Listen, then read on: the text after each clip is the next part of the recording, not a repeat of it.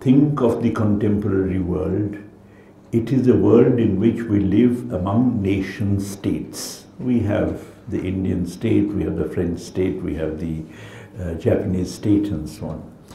But while we live among nation states, we also find that capital is globalized. You have capital flows, including flows of finance, which are global. It is not only that investment in the sense of building factories, a productive investment is something which is far more globalized today than it has ever been. We know, for instance, that a lot of the American companies or European companies now go and set up factories in China or elsewhere in East and Southeast Asia in order to export to their own home countries. So you have a globalization of productive investment. But it's not only productive investment, you also have a very important aspect of this current period, the globalization of finance. Namely, that you have, for instance, people coming in the morning to invest in the Indian stock market. By invest, I mean not actually build factories, but simply purchase assets. So finance comes to India in the morning, then by the afternoon it flows somewhere else, by the evening it flows somewhere else, and finance has become global and extraordinarily mobile. The implications of this mobility we shall discuss by and by. But fundamentally, therefore, we live in a world in which we have nation states, but at the same time we have globalized capital flows, globalized finance capital flows. Now this has a number of very important implications. One very important political implication is the following, that unless you break out of this globalized financial flows, no matter what the government you have, the government has to do what finance would like it to do. Otherwise, finance would move out of the country. Since it is free to move out, free to move in and move out, and is extraordinarily mobile, therefore, anything the government does which is disliked by financial interests would give rise to an outflow of finance capital that would bring the nation to a crisis. And consequently, governments, whether they like it or not, as long as they remain trapped within this world of global financial flows, have to do everything that finance would want them to do. Which basically means governments, irrespective of their own political orientations, are willy-nilly forced to follow the agenda of finance. In fact, I happened to be in South Africa a few days ago on a day when a budget was being presented by the finance minister.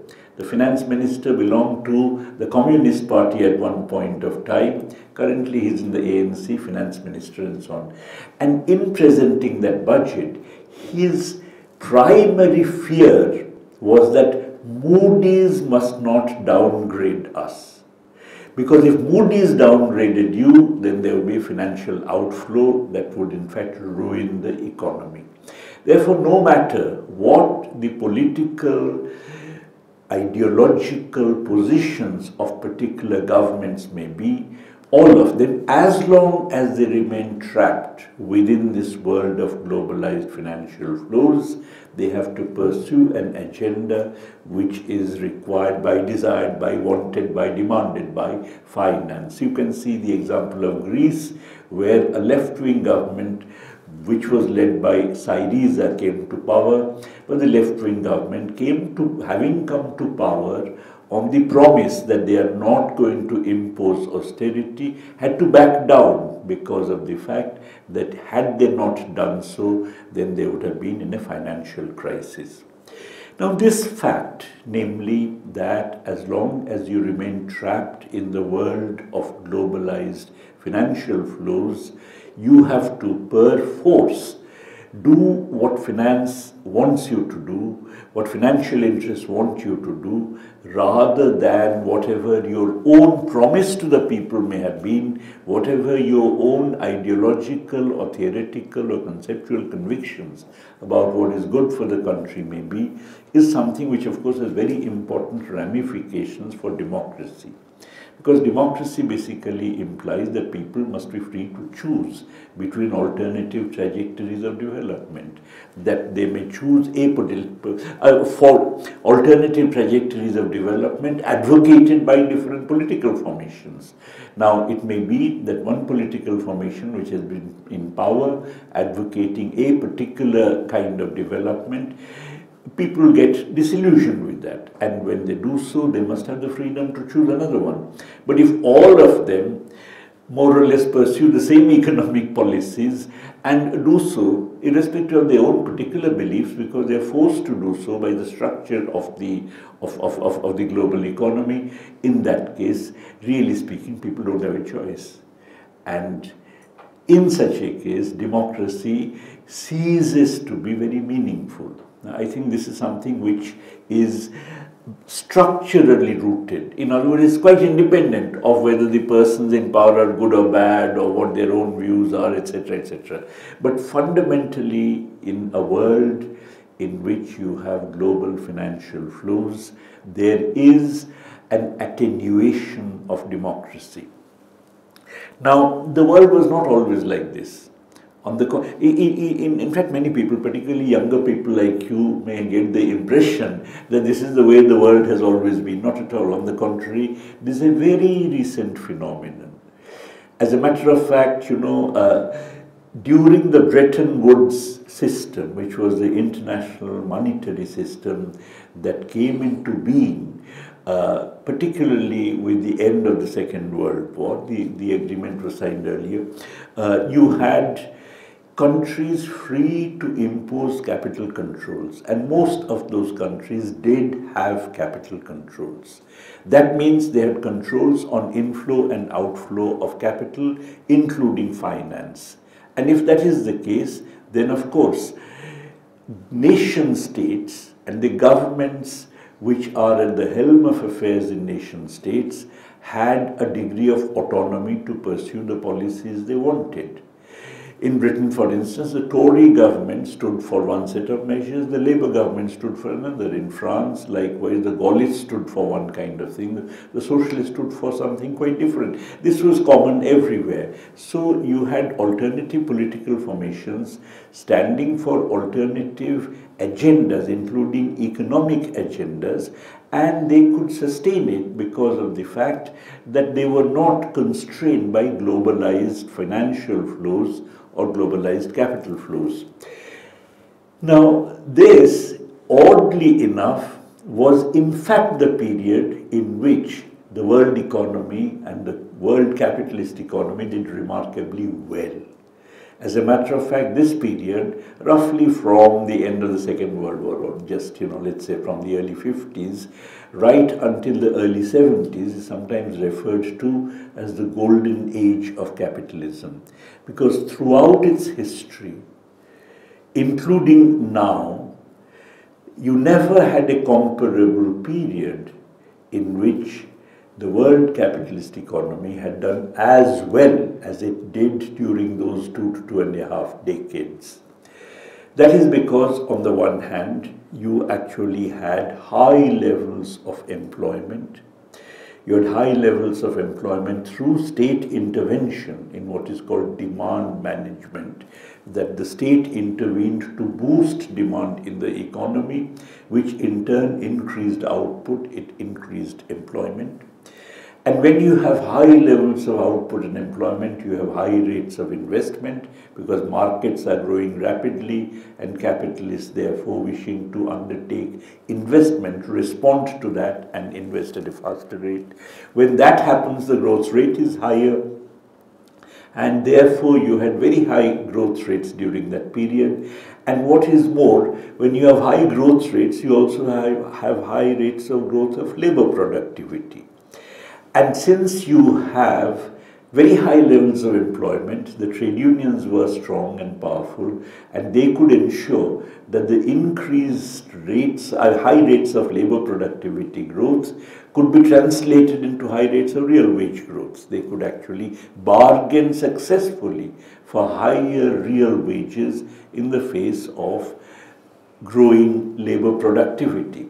As a result, people's living standards, particularly in advanced countries, increased quite dramatically, and this is something which therefore was a period in which high rates of growth, high rates of technological change and labor productivity growth, high rates of real wage growth, low levels of employment, and of course demand management in many countries, particularly in Europe, took the form of the state boosting aggregate demand through expenditures which were particularly welfare state measures.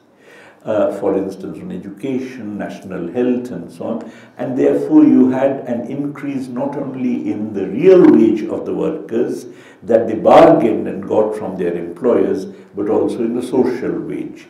So this is a period that's generally referred to as a golden age of capitalism. On the other hand, the period after that has of course been the period in which you had globalized capital and financial flows, has actually been a period in which growth rates all over the capitalist world have slowed down, in which you have had in general higher levels of unemployment, and in which now you are stuck in a crisis which began in 2008, still continuing, in which the rates of unemployment are extraordinarily high. In the United States, for instance, you find that whenever unemployment happens, a lot of people drop out of the workforce. That's called the discouraged worker effect. If there are no jobs going, they don't even look for jobs, because that's the point. Now, if you, and therefore you have a reduction in the ratio of the workforce to the population, because a lot of people don't report to be members of the workforce. And this is what has happened in the period since 2008.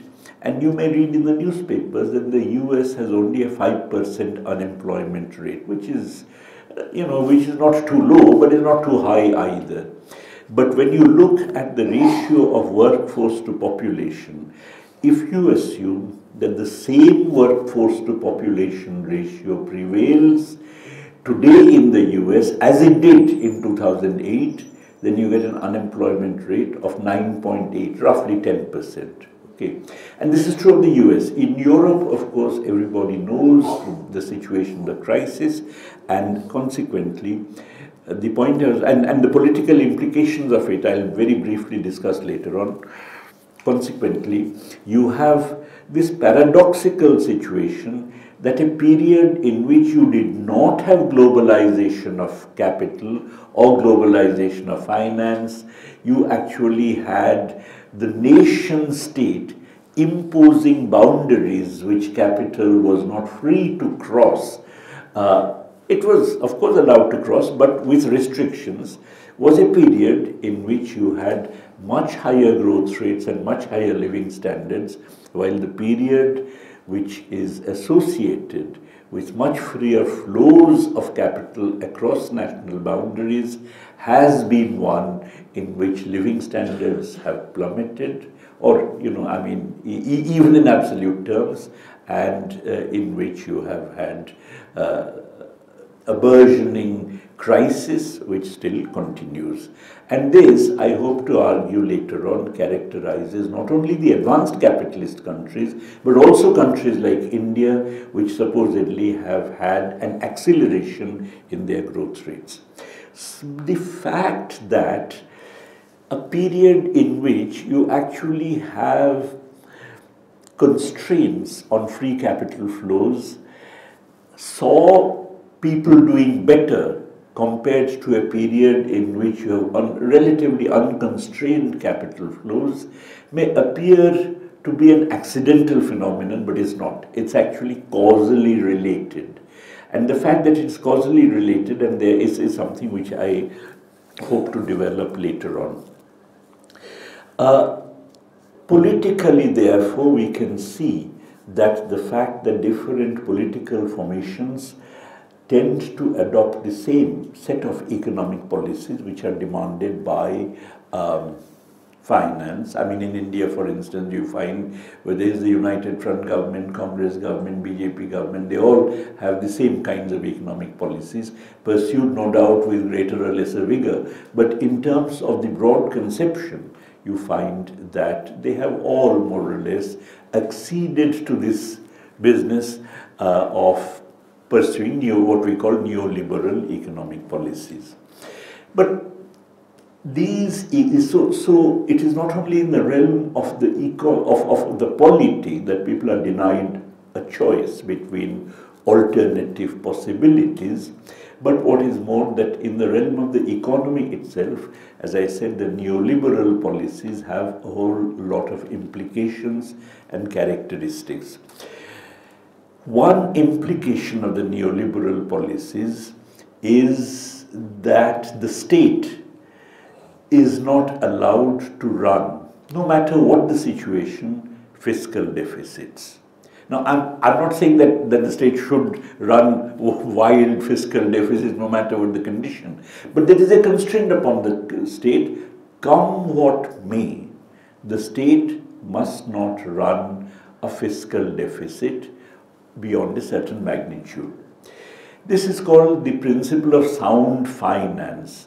In the old days, under the gold standard and so on, the state was supposed to balance its budget. That means zero fiscal deficit. These days, there is a very slight change in it. The state is allowed to have 3% fiscal deficit. Now, this is something which is universally, except in the United States, which is not so constrained. All over Europe, in India, you have all this limit on the fiscal deficit. We actually have a fiscal responsibility legislation that legislates that the fiscal deficit should not be more than 3%. Now just think for a moment about it. We don't have any legislation that legislates that the tax GDP ratio should not be less than a certain percent. We don't have any legislation that legislates that government's health expenditure relative to GDP should be of a certain minimum order, or education expenditure, nothing. But we have a legislation that actually says what the fiscal deficit relative to the GDP must be. Obviously, this is something which arises because of the demands of finance. Now, before I see what is the relation between finance and fiscal deficits, I'd just like to say that if you have a restraint on the fiscal deficit, let's say you can't be more than 3% of the GDP, and at the same time, suppose you have a government that decides to spend a lot. So, okay, government does not only spend because of the fiscal deficit, that's borrowing by the government. The government can also raise more taxes and spend more because of that. Now, if the government raises more taxes in order to carry out, let's say, transfers to the poorer segments of the population. By transfers, I mean maybe expand the health service or expand public education, etc., all of which would entail implicit transfers to the poor. If the government does any such thing, then of course it will have to tax the rich.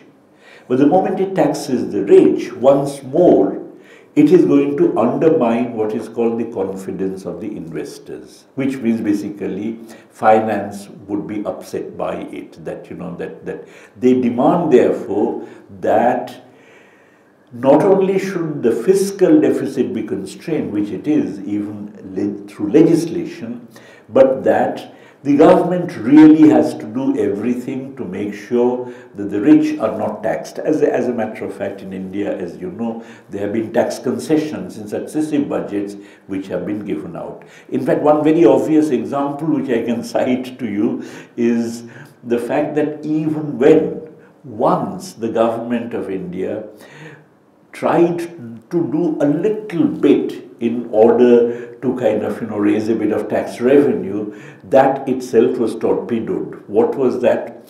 Most of you would know that a lot of India's direct foreign investment is actually something that comes from Mauritius. Now, Mauritius is not a rich country, it's not one of those. So why does it come from Mauritius? Why is it that it's not coming from whatever, Germany or in England or America or whatever? For a very simple reason, namely that India has a double taxation avoidance treaty with Mauritius. It has with many countries, but also with Mauritius. Now, Mauritius hardly has any taxes, and consequently, a company coming from Mauritius would not be paying any taxes there and not be paying any taxes in India on the grounds that, look, I mean, you have a double taxation avoidance treaty and we are paying taxes there, which may be zero, but nonetheless, we are supposed, recorded to be registered to be paying taxes there, and therefore we are not going to pay any taxes here. Now, at one point, Pranab Mukherjee, when he was finance minister, tried to close this Mauritius route, which is a bit of a scandal actually, by saying that, look, no matter whether we have a double taxation avoidance treaty with Mauritius or not, if a company which apparently has an office in Mauritius undertaking investment in India, if we find that its headquarters are somewhere else, Germany or France or Britain or United States, in that case, unless that company has paid taxes in that country, we are going to tax the company. Okay. Now, this was a way, as you can see, of closing the Mauritius route, but obviously immediately there was a lot of protest and so on, and the government backed down. So, you have not only a constraint as far as government borrowing is concerned, which means the fiscal deficit, which is the financed by government borrowing as a proportion of GDP, but you also have a constraint as far as government taxing is concerned. You can of course tax the poor people, but then it makes no sense to tax the poor people in order to make transfers to the poor people, because if they're going to be net transfer, somebody else has to be taxed. So because of this, a number of things happen. The first thing that happens is that government welfare expenditure suffers, because government welfare expenditure is something which is predominantly taken advantage of, availed of by the relatively poorer segments of the population. You find that transfers therefore suffer, public education suffers, public health suffers, and this is true everywhere, because of which you have either de jure or de facto a privatization of essential services. This we find everywhere. I mean, even the poorest of people, if it is the fact that in the government-run schools, municipality-run schools or whatever, teachers don't turn up. There, let's say one teacher per hundreds of students and so on, hardly any teaching takes place, then even they are forced to send their children to private schools, paying through their noses as far as fees are concerned. Exactly the same is true of hospitals. If in government hospitals, because of the absence of expenditure on health, you actually find an abysmal state of affairs with regard to infrastructure, with regard to patient care, with regard to doctors, nursing and so on. In that case, even the poorest of people are forced to spend through their noses in private hospitals. Now this has very important implications that I'll come to later on, particularly for the discussion on poverty. All right, so the first thing that happens is that effectively a lot of welfare state measures are dismantled, and this is not only here, this is something which you find as a more or less universal phenomenon. The second thing which actually happens is that the government's role in boosting demand is something which tends to get restrained. Let me just try and explain. That suppose we have a recession like we have now. Why do we have a recession? We have a recession because there is not enough demand in the economy. How do we get out of this? Well, up to a point you can get out of it by giving consumption credit, which was, for instance, in America for a long time, even though the workers' wages were not rising, their expenditures rose because of consumer credit. credit card payments and so on, which are not tied to, so you can spend more than your wages. But after a certain point, this becomes in fact not only a source of financial concern, but the people themselves stop spending. In other words, beyond a certain point, I'm not going to go on spending if my income is not rising. So that has only a transitory impact. The other way in which demand can increase is, of course, through larger private investment. But larger private investment is something which depends upon itself an increase in demand. If the markets are not increasing, which capitalist is going to undertake an investment? Because then it basically means that there will be idle capacity lying around. It's not surprising that in the United States, the long-term interest rate has been driven down to virtually zero. Nonetheless, banks are flush with funds and no private investment is actually coming up in order to get rid of the problem of inadequate aggregate demand. Therefore, the main mechanism through which you can have a boosting of aggregate demand is through government expenditure. Government welfare expenditures, government investment and so on, infrastructure expenditure, etc. Of the sort that had happened under President Roosevelt in the US under the New Deal, because the New Deal meant spending a lot on building roads and so on. All right, so, but if the government itself is constrained, because in a recession you have only a certain amount of taxes you can raise, fiscal deficit is eschewed, and you cannot even tax private people because a part of that revenue could come out of their savings, in which case if 100 rupees are shifted from someone's savings to government expenditure, there is a net increase in demand. So if that is the case and government expenditure cannot increase, then the recession persists. So one of the implications of the contemporary economic arrangements is the fact that there does not exist any capacity with the nation state for boosting the level of aggregate demand, which is why recessions tend to persist. Now, if recessions tend to persist, then what is the way that you can, how come, okay, if this is the case, if the state cannot expand aggregate demand, how come we have all these years in the 90s and prior to the current crisis, reasonable growth rates in world capitalism? True, not as high growth rates as under the golden age era, which was the 50s, 60s and early 70s. But nonetheless, after all, you know, I mean, we did have reasonable rates of growth in the capitalist world. Now, let me just, in order to put the background, let me just kind of, you know, go back a little. That we mentioned, you know, imagine a capitalist economy, a kind of complete, isolated capitalist economy, conceptually visualize an economy with workers, an economy with capitalists, they spend, there's spending on consumption, spending on investment, etc. How does such an economy grow? You know, why does growth take place? Well, growth would take place because investment is undertaken. That's a standard answer everybody would give. How come investment is undertaken? Because capitalists don't blindly invest irrespective of whether the market is growing or not. They would, if the economy is growing, then they would invest, which would sustain the growth. But on the other hand, what if the economy is not growing? What if the economy is stagnant? Then in a stagnant economy, nobody is going to undertake investments. And if nobody undertakes investments, the economy continues to remain stagnant. So how is it that we explain sustained growth in a capitalist economy? This question has been raised by many. It was raised in the 20th century most pronounced manner by a Polish Marxist economist, Rosa Luxemburg. She actually raised this question in a very big way, and she was really the first, in a sense, to really raise this question in such a big way.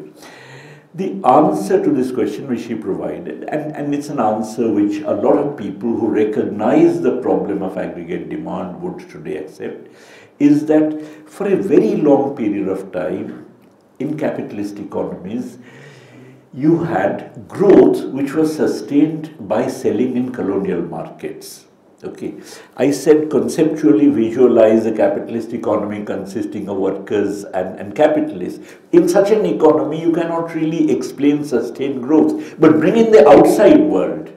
If you bring in the outside world, then of course, if you have stagnation, for instance, then you break out of the stagnation by selling, let's say, in the colonial market. In the colonial market, you can impose what our nationalist writers call de-industrialization, namely there are all kinds of craftsmen, there are all kinds of handloom weavers who used to exist those days. Then what you do is that you sell manufactured goods at the expense of local producers who are small producers, petty producers, and that in turn implies that you can break out of the stagnation. Now this happened for a very long time. In fact, virtually that entire boom which took place in capitalism from around the middle of the 19th century right until the First World War was a boom that was sustained by colonial markets, colonial and semi-colonial, and markets like India, markets like China, in which Britain was the leader of the capitalist world then. British textiles and other manufactured goods were actually sold in these markets at the expense of local producers who were small and non-mechanized, and at the same time, because of that, you had a substantial boom under capitalism. Mind you, once the boom gets going, we discussed, then the capitalists start investing. Then when the capitalists start investing, it's not as if you're all the time dependent only on the colonial markets. You have a fundamental dependence that whenever the system runs out of steam, then you can actually expand sales in the colonial market, and so on. So, if you look at the history of capitalism, then for almost for a very substantial period, let's say roughly from you could even say from the end of the Napoleonic Wars right until the First World War, you had a situation where, I mean, the post-Napoleonic Wars were marked by a depression, but on the other hand, coming out of the depression meant at the same time a substantial encroachment on the colonial markets. You may remember, maybe you're not students of history, that the monopoly of the East India Company, which used to rule India at that time, on the Indian trade was removed, which means anybody could come and sell in India, which basically meant a substantial inflow of manufactured goods. So right from the, roughly, let's say, a decade or so after the Napoleonic Wars, right until the First World War, you had a situation where colonial markets really played a very important role in sustaining the growth of capitalism. With the First World War, this phase of capitalism more or less comes to an end. Why does it come to an end? Because after all, everything said and done, the colonial markets have only limited capacity. Once you have got rid of large proportion of the Indian and Chinese handloom weavers, then where do you go? And therefore, by its very nature, the stimulus that colonial markets can provide to metropolitan capitalism can only be a certain transient phenomenon. Okay. Now, therefore, in many ways, the Great Depression of the 1930s is one which was characterized by the fact that capitalism had run out of steam and there was no colonial markets on tap as there had been earlier for getting back into a growth trajectory. Now, it's in this period that actually an English economist, John Maynard Keynes, came up with an idea which actually had very profound implications. That idea was that why don't we now bring in the capitalist state as a spender so that the kind of stasis that metropolitan capitalism had run into, because it had run to the limits of exploiting colonial markets, can now be taken up or can now be countered by state intervention. that effectively, suppose it is the case that the state spends 100 rupees by borrowing the 100 rupees, in that case, okay, now this is a little technical. Okay, you know, the funny thing is that suppose the government, okay, let me try and, suppose the government spends 100 rupees by borrowing, okay. And suppose we are in the middle of a depression. I think it's a fascinating intellectual point. So let me try and bring it to you. Suppose we are in the middle of a depression. And that intellectual point was the crux of the Keynesian revolution in economics. That suppose we are in a depression. There are a lot of unemployed people, a lot of unutilized capacity. Output can be increased if demand rises. Suppose the government spends 100 rupees by borrowing. Where does it borrow from? Who has the resources from whom the government can borrow? Am I making myself clear? That's the question. And what is the answer to that? The answer to that, which is a fascinating one, that government spending, which is financed by borrowing, actually generates the resources that the government borrows. Am I making myself clear? You see that you know, suppose let us just imagine, in fact, suppose, let's just imagine that the government initially finances the 100 rupees by borrowing from the central bank. Okay, let's say. All right, so 100 rupees go, these 100 rupees are spent in the economy, and you know, when the government spends 100 rupees in the economy, they accrue to some people. Okay, I mean, you know, new goods are produced worth 100 rupees. That means some wage income is generated, some profit income is generated worth 100 rupees. Out of that wage income and profit income, a part is spent and a part is saved. By saved, you mean whatever is not spent. It's kept in people's pockets, let us say. Then the amount that is spent, let us say 80 rupees are spent, they generate further income, and then a part of it is spent, and so on. So you have rounds and rounds of expenditure starting from an initial spending, which are called the multiplier, that you have multiplier rounds of expenditure. And these rounds of expenditure go on and on and on until the additional savings which are generated in people's pockets are exactly equal to the original 100 rupees spent by the government. Am I making myself clear? You know, so that is a fascinating thing. You know, by the way, this is a point which to this day is not understood by most people, including even economists. I'll give you an example. Whenever there's a fiscal deficit, whenever there's a debate about a fiscal deficit, people say it would crowd out private investment. What does that mean? That there is a pool of savings in the economy which is financing, let's say, investment. If the government borrows more, less is available as far as the private sector is concerned. This is the standard argument that fiscal deficit is bad because it crowds out private investment. You must have seen it in newspapers, on television channels and so on, which is a completely wrong argument, because government borrowing doesn't crowd out anything. It actually generates the additional savings. It's not a pool of savings. It generates the additional savings which in turn are required to finance it. In the example I gave, if the government borrows 100 rupees from the central bank to get this whole process going, at the end of it, 100 rupees of private savings would be generated over and above private investment, purely extra, through utilizing more capacity, more labor, producing more, and therefore generating more income. And at that point, the government can float bonds, take these 100 rupees from the people in whose pockets it has been lying around and repay it to the central bank.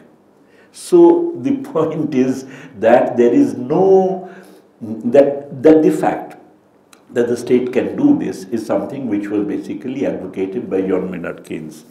And therefore he said that in a depression, for instance, all this talk about fiscal responsibility, government must balance its budgets and so on and so forth is nonsensical. On the contrary, the government has to enlarge demand to increase output and employment. I should say here that John Maynard Keynes was thoroughly anti-left.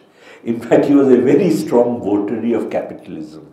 But on the other hand, he was a very intelligent man, and he had seen the Bolshevik revolution and so on, and he was afraid that if this did not happen, in that case socialism is going to triumph, because he says you cannot live in today's world with the levels of unemployment that prevailed during the Great Depression. And if you do that, then of course socialism is going to triumph, and therefore if you want to avoid that, then you have to do this. All right.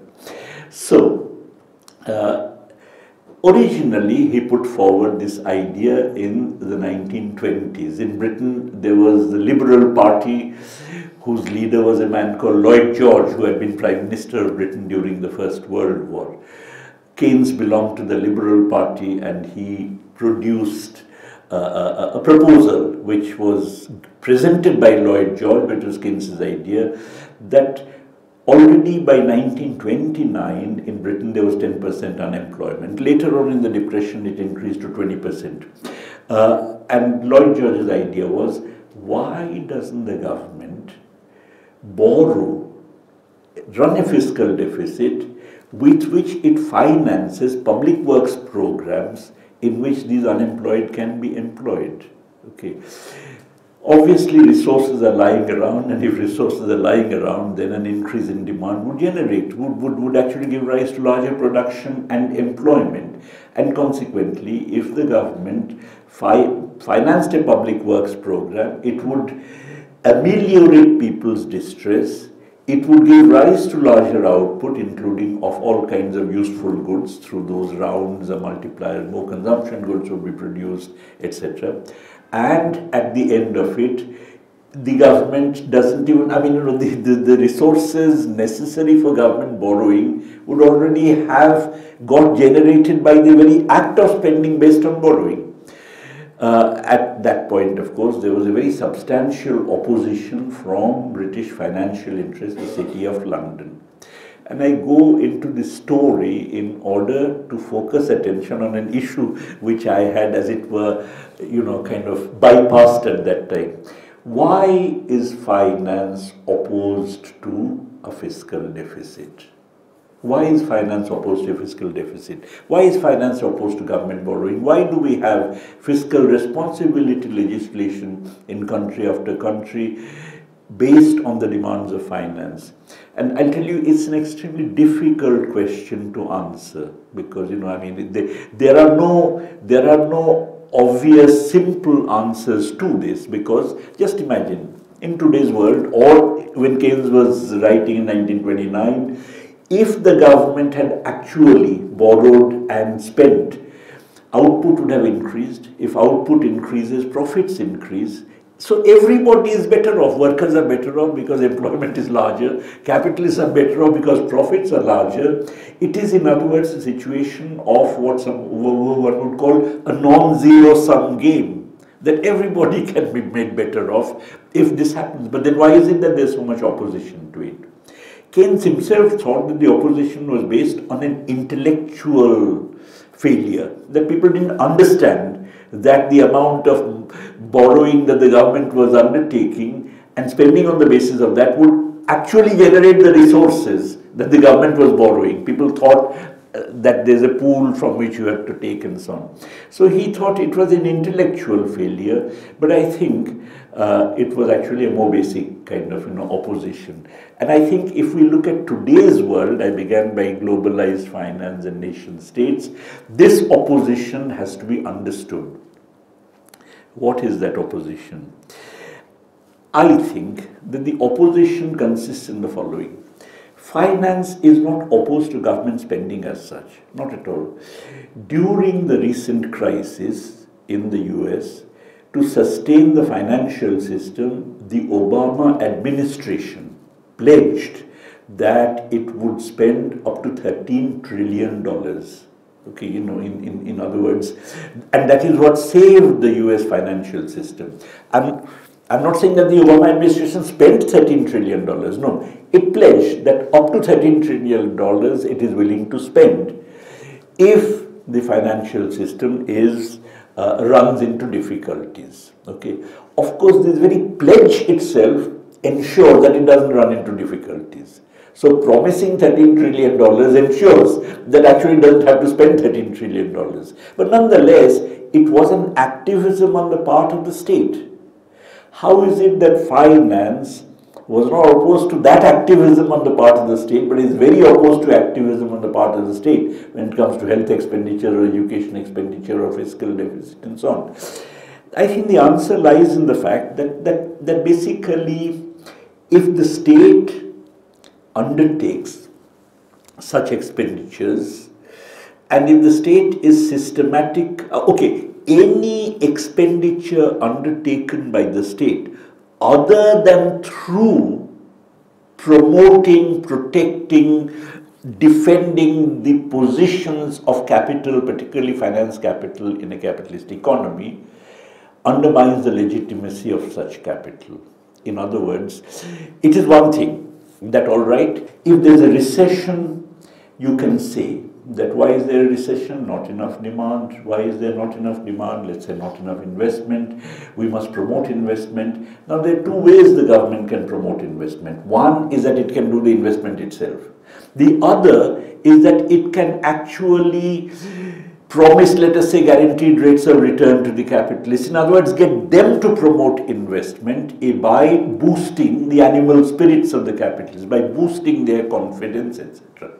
Now, the latter does not undermine the social position of capital or the social legitimacy of capital. The former does. The former suggests that, look, the capitalists can't do the job, the state has to do a job, and if the state has to do a job, then why do we need them? In other words, there is a certain threat to the social position of capital that arises when the state acts independently of capital in order to stabilize an economy or to stabilize a financial system, etc. But to the extent that the state actually operates through the capitalists, operates in order to ensure that their position remains intact, they have no problem with it. And I think when the state undertakes, let us say, fiscal deficits, or when the state undertakes fiscal deficits in order to boost the level of aggregate demand and employment, then you are in a world in which, directly boost employment and so on, then you are in a world in which there is an undermining of the social legitimacy of capital. Now, this has one, and I believe this is the main reason why there is an opposition to state activism of a direct kind in either taxing capitalists to spend more or in borrowing to spend more on all these other avenues, like health, education, infrastructure and so on, by the state directly. But on the other hand, anything that is spent by the state by way of reducing taxes on capitalists, by way of subsidies, by way of incentive payments to them, is something which is generally not objected to. Now, this would suggest that there is a fundamental change that takes place between the earlier period and the period of neoliberalism, the period of globalization. This fundamental change consists in the following: that earlier we thought of the state as one which is placed above society, which plays a sort of umpire role in a cricket match. That, if some people are being badly hit, the state comes in and protects them, and then so on. That the state is not closely tied to the interests of any particular segment or any particular class. At least that is the image that the state gives. You can say that to the extent that it defends the capitalist system, to the extent that the system exists, the state as a defender of the system is ipso facto acting to defend capitalist property.